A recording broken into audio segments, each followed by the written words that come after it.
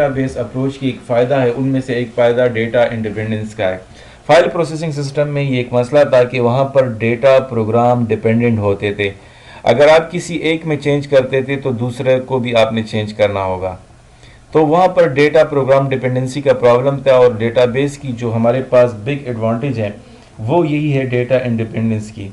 या हम ये कह सकते हैं कि this is the outcome of 3 level architecture, जो डेटा इंडिपेंडेंस यहाँ पर हमारे पास है। Immunity of application to change in storage structure in access strategy. Immunity of application है जिसमें हम क्या करते हैं, जो स्टोरेज स्ट्रक्चर है इनको चेंज करते हैं, और जो स्ट्रेटजी है वो एक्सेस स्ट्रेटजी यहाँ पर यूज़ करते हैं। इम्यूनिटी का मतलब है प्रोटेक्शन। सो ये क्या करता है, एप्लीकेशन में से जो चेंजेस होती है स्टोरेज के अंदर स्ट्रक्चर में, एक्सेस स्ट्रेटजीज है उनमें से इसको प्रोटेक्ट कर देती है।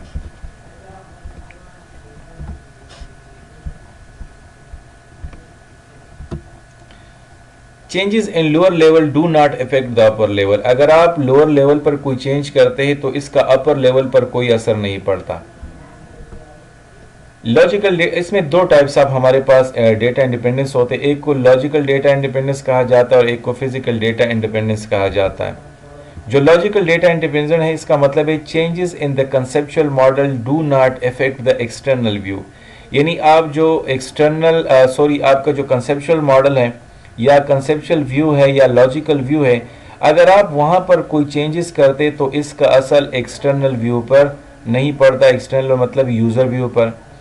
Protection of external level from changes at conceptual level, ये क्या करती है, एक्सटर्नल लेवल को प्रोटेक्ट करती है from changes at the conceptual. जो चेंजेस आपने कंसेप्चुअल लेवल में की है वो एक्सटर्नल लेवल को इस पर कोई असर नहीं पड़ता। मिसाल क्या है, टाइप्स ऑफ चेंजेस का क्या मतलब है। मिसाल के तौर पर एक फाइल है या इंडेक्स से आप उसको ऐड कर देते हो, या आप नई फील्ड को एक फाइल के अंदर डाल देते हो, या आप किसी जो फाइल है उसकी जो टाइप है या साइज है उसको चेंज कर देते हो, या आप किसी फाइल से किसी एट्रीब्यूट को डिलीट कर देते हो। तो ये जो आप कर देते हो इसका आपकी कंसेप्चुअल लेवल पर कोई असर या आपका जो एक्सटर्नल लेवल है उस पर कोई असर नहीं पड़ेगा। उसके बाद है फिजिकल डेटा इंडिपेंडेंस, जो दूसरी टाइप है डेटा इंडिपेंडेंस की। Changes in the internal model do not affect the conceptual model. यानी अगर आप इंटरनल मॉडल पर जो तीसरा लेवल आपका है, अगर यहाँ पर आप कोई चेंजेस करते हो, जिस तरह हमने ब्लॉक हेडर और रो हेडर की बात की है, तो उसका असर आपकी कंसेप्चुअल मॉडल पर नहीं पड़ेगा। Immunity of the conceptual level from changes at internal level, ये क्या करते हैं, उसको बचाते हैं कंसेप्चुअल लेवल को। जो चेंजेस आप इंटरनल लेवल पर करते हो यहाँ पर किसी किस्म का असर इस पर नहीं पड़ेगा। मिसाल के तौर पर फाइल ऑर्गेनाइजेशन चेंज करना, जिस तरह आप लोगों को नाम है, मुख्तलिफ किस्म के फाइल ऑर्गेनाइजेशन है, सीक्वेंशियल है, रैंडम है, तो ये मुख्तलिफ हमारे पास फाइल ऑर्गेनाइजेशन मेथड है। अगर आप एक फाइल ऑर्गेनाइजेशन से किसी दूसरे में चले जाते हो तो कोई प्रॉब्लम नहीं है। इंडेक्स इम्प्लीमेंटेशन करते हो, हैश ट्री मुख्तलिफ किस्म की हमारे पास है, अगर ये चेंजेस आप करते हो तो इसका कोई असर नहीं पड़ेगा। या आपका डेटा जो है वो आप स्टोरेज को चेंज कर देते हो एक जगह, मतलब एक स्टोरेज की बजाय किसी दूसरी जगह पर आप इसको स्टोर करते हो, तो ये चेंजेस है और ये इंटरनल लेवल पर होते हैं, तो इसका आपके कंसेप्चुअल लेवल पर कोई असर नहीं पड़ेगा। उम्मीद है इंशाल्लाह आप लोगों को जो 3 लेवल आर्किटेक्चर है उसके बारे में थोड़ा सा इल्म हुआ होगा। इसमें जो 3 लेवल आर्किटेक्चर हमारे पास है, इसमें 3 किस्म के आर्किटेक्चर है, एक एक्सटर्नल है, एक कंसेप्चुअल है और एक इंटरनल है। एक्सटर्नल यूज़र व्यू है, कंसेप्चुअल हमारे पास जिसमें एंटिटीज़, एट्रीब्यूट्स और उनके रिलेशनशिप है। इंटरनल लेवल हमारे पास जो 3rd लेवल है जिसमें हमारे पास जो डेटा होती है वो जिस तरह आपको मैंने बात बताई, ब्लॉक हेडर, रो हेडर, इस फॉर्म में ये स्टोर होती है, और आखिर में उसके बाद जो डेटा होती है कन्वर्ट हो जाती है बाइनरी फॉर्म में, और ये जो रिस्पॉन्सिबिलिटी ऑपरेटिंग सिस्टम की है फिर इसको मैनेज करता है और किसी डिवाइस के ऊपर इसको स्टोर कर लेता है। अच्छा, जो फंक्शंस है यानी क्या क्या रिस्पॉन्सिबिलिटी है DBMS की, डेटाबेस मैनेजमेंट सिस्टम की, तो सबसे पहली जो रिस्पॉन्सिबिलिटी है वो डेटा प्रोसेसिंग है। डेटा प्रोसेसिंग का मतलब है कि डेटाबेस पर मुख्तलिफ़ किस्म की ऑपरेशन परफॉर्म होंगे, तो उन ऑपरेशन को प्रोसेस करना ये DBMS की रिस्पॉन्सिबिलिटी है। दूसरा है यूज़र एक्सेसिबल कैटालॉग। जितने यूज़र है उसको कैटलॉग फराहम करेगा, वे फराहम करेगा कि वो अपने हिस्से की जो डेटा है उसको एक्सेस करे। इसके अलावा है ट्रांजैक्शन सपोर्ट, यानी जितनी भी ट्रांजैक्शन होती है उन तमाम को ये सपोर्ट करेगा।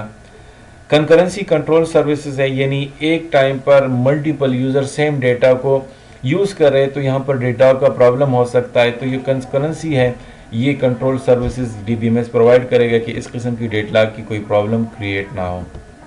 इसके अलावा रिकवरी सर्विसेज DBMS की फंक्शंस में है कि डेटाबेस अगर फेलियर आ जाए तो रिकवरी सर्विसेज ये प्रोवाइड करती हैं। ऑथराइजेशन सर्विसेज है, सिक्योरिटी प्रोवाइड करती हैं। डेटा कम्युनिकेशन की सर्विसेज देती हैं और इंटीग्रिटी सर्विस, यानी आपकी जो डेटा है उसको मीनिंगफुल और रिलायबल जो होती है फंक्शंस है ये DBMS की वो प्रोवाइड करती है। जो DBMS एनवायरनमेंट है हमारे पास ये दो किस्म का है, एक को सिंगल यूज़र DBMS एनवायरनमेंट कहा जाता है और एक मल्टी यूज़र DBMS एनवायरनमेंट्स है। लेकिन मल्टी यूज़र जो DBMS एनवायरनमेंट है वो हमारे पास तीन किस्म के हैं, एक को कहा जाता है टेली प्रोसेसिंग, एक फाइल सर्वर है और एक क्लाइंट सर्वर है। सिंगल यूज़र DBMS एनवायरनमेंट तो सेम है, एक ऐसा डेटाबेस जिसको एक ही यूज़र, मतलब उसमें कई यूज़र नहीं है, सिर्फ एक ही यूज़र है वो यूज़ कर रहा है, तो ये सिंगल यूज़र DBMS एनवायरनमेंट है, तो वो इसमें कोई मसला नहीं। लेकिन जो मल्टी यूज़र है इसमें मुख्तलिफ़ किस्म के, एक है टेली प्रोसेसिंग।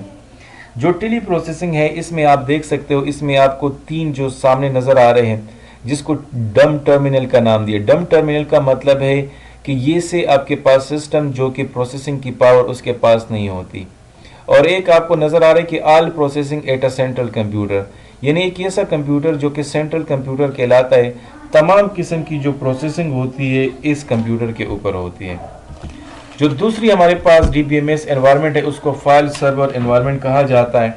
इसमें आप देख सकते हो यहाँ पर दो वर्क स्टेशन है लेन की थ्रू बनी हुई है, ऊपर आपको फाइल सर्वर नज़र आ रहा है और उसके साथ डेटाबेस है। फॉर एग्जांपल जो आपको राइट साइड पर वर्क स्टेशन नज़र आ रहा है ये किसी डेटा के लिए रिक्वेस्ट कर देता है, वहाँ पर फाइल सर्वर के पास रिक्वेस्ट चला जाता है, वहाँ से फाइल सर्वर उसकी जो फाइल है उसको रिटर्न कर देती है और वर्क स्टेशन को मिल जाती है। लेकिन इसमें ये मसला ये है कि ये पूरी की पूरी डेटा को दोबारा फाइल को रिटर्न कर देती है। अब चूंकि इतनी ज़्यादा डेटा ये रिटर्न कर देती है तो यहाँ पर जो लाइन होती है, जो मीडियम होती है, इस पर रश हो जाता है, ट्रैफिक बहुत ज़्यादा हो जाती है और यहाँ पर डेडलॉक का प्रॉब्लम या जो डेटा स्लो हो जाता है तो ये प्रॉब्लम होती है। यानी इसमें आप स्पेसिफिक डेटा को रिट्रीव नहीं कर सकते। आप फाइल सर्वर को जब भी रिक्वेस्ट करते हो तो ये आपको पूरी की पूरी डेटा दोबारा रिटर्न करेगा, जिससे ट्रैफिक का प्रॉब्लम यहाँ पर क्रिएट होता है। इसके अलावा जो थर्ड नंबर पर हमारे पास है DBMS की जो मल्टी यूज़र DBMS एनवायरनमेंट है वो है क्लाइंट सर्वर एनवायरनमेंट। यहाँ पर आप देख सकते हो क्लाइंट कंप्यूटर है, सर्वर आपके पास है, DBMS के साथ है और डेटाबेस यहाँ पर मौजूद है। यहाँ पर जो क्लाइंट होता है वो डेटा के लिए रिक्वेस्ट करता है स्पेसिफिक डेटा के लिए, वहाँ पर जो सर्वर होता है सेलेक्ट डेटा रिटर्न, सेलेक्टेड जो डेटा होती है वो डेटा इसको रिटर्न की जाती है। तो जो फाइल सर्वर में हमारे पास ख़राबी थी वो ख़राबी क्लाइंट सर्वर ने दूर कर दी और इस एनवायरनमेंट में आप जिस डेटा को भेजना चाहते हैं, जिस डेटा के लिए आप रिक्वेस्ट करते हो वही स्पेसिफिक डेटा आपको रिटर्न की जाती है। सो आज का जो हमारा टॉपिक था 3 लेवल आर्किटेक्चर में, जो हमारे पास थर्ड नंबर पर लेवल था जिसको इंटरनल लेवल कहा जाता है, उसको हमने डिस्कस कर लिया। उसके बाद हम डेटा इंडिपेंडेंस की तरफ आ गए कि डेटा इंडिपेंडेंस क्या चीज़ है और उसकी जो दो टाइप्स है, लॉजिकल डेटा इंडिपेंडेंस और फिजिकल डेटा इंडिपेंडेंस, उसको हमने डिस्कस कर लिया। और आखिर में फिर हमने DBMS जो फंक्शंस है DBMS के उसको, और जो DBMS के दो एनवायरनमेंट्स है, सिंगल यूज़र DBMS एनवायरनमेंट और मल्टी यूज़र DBMS एनवायरनमेंट, और उसके साथ साथ मल्टी यूज़र की जो DBMS एनवायरनमेंट की 3 किस्में थी उनको हमने डिस्कस कर लिया। उम्मीद है इंशाल्लाह यहाँ तक आप लोगों को समझ आई होगी। किसी किस्म की प्रॉब्लम है मैं बार बार आपको कहता हूँ मेरे साथ आप रब्ता करें। ओके।